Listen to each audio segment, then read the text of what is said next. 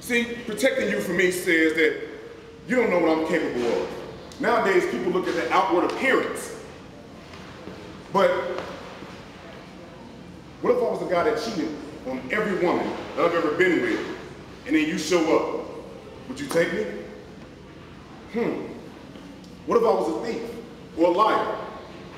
You don't know. All you see is this. You see 6'2", 250, a beautiful chocolate in this. This is all you see. This is all you see.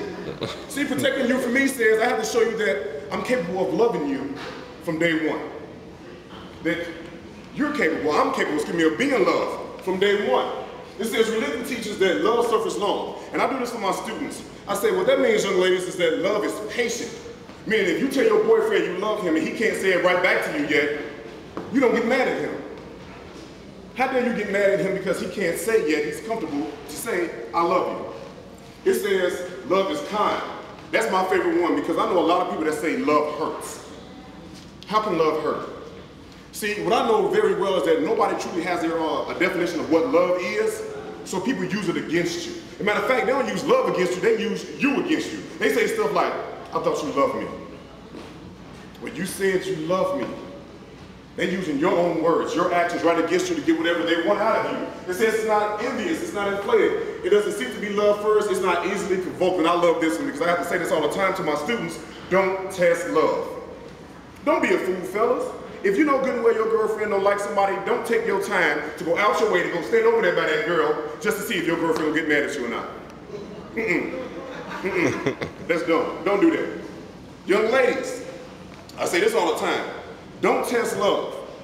You may have a man that is actually doing right by you, but because you're not used to it, you think it's a game. I see young ladies in Chicago in high schools, ladies and gentlemen, it's amazing. The domestic violence rate, that fighting thing, they be walking up and down the hall choking each other like it's just a thing to do. And I tell young ladies all the time, I know there's some bad women out here that can beat up men, but what would you put your hands on a man and then say, you better not hit me back? Why are you testing that love? It's crazy. It says, you want to love your husband as though you love God. I put this out of Ephesians. I love that because it's actually telling you that there's a higher love, more than what you know. More than what you know. I put the same thing down for the men, but then it has an A and B clause because God knows how selfish men can be. That A clause, it says you better not let that woman leave your house and she looking all raggedy because she represents your house. So what is that saying about you? The B clause, eating. If y'all broke, you better go climb some trees and get some squirrel meat, cook for that woman, because if you sitting around trying to eat and she's not eating, something wrong with you again. What is it saying about your house, your love? See, a lot of people discount relationships because they always want to blame it on everybody else. It's never nothing that you did wrong. It's always them. And so I'm going to pull two things off of this real quick because, you know, we're on time. It says, how do you get what you want when you don't know what you deserve? This is a scary question I ask to these students, and they find themselves lost with it because they're always talking about what they want, never what they deserve. It's all new to them. And I tell them, I said, ladies, we're not dumb. You always say men are dumb. I said, men are not dumb. We ask you questions to use it against you later. We'll ask you, what kind of man you looking for? And every time you say something, we make a mental checklist of what you say. I want a good man, a man that can love me. We be like, check. You know, he can hold me every now and then. We know what holding leads to, so we be like, check, check.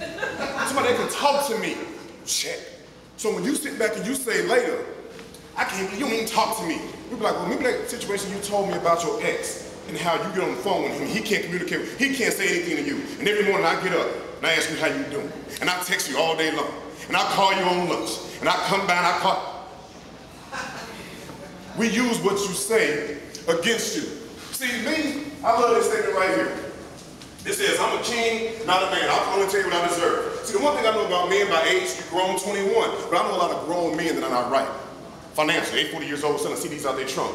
At 40, you could have been to college 5 times, got you a career. What are you doing selling CDs at the back of your trunk? I know a lot of grown men that are not emotionally right. See, what I've learned growing up is that men are not taught to verbalize feelings and emotions. So this is how they communicate. They hit you. I know a lot of men are not spiritually right. They get up every Sunday morning and watch Pastor Magnavox, and that's their version of going to church. They never step foot inside a church to actually know that there's a greater love.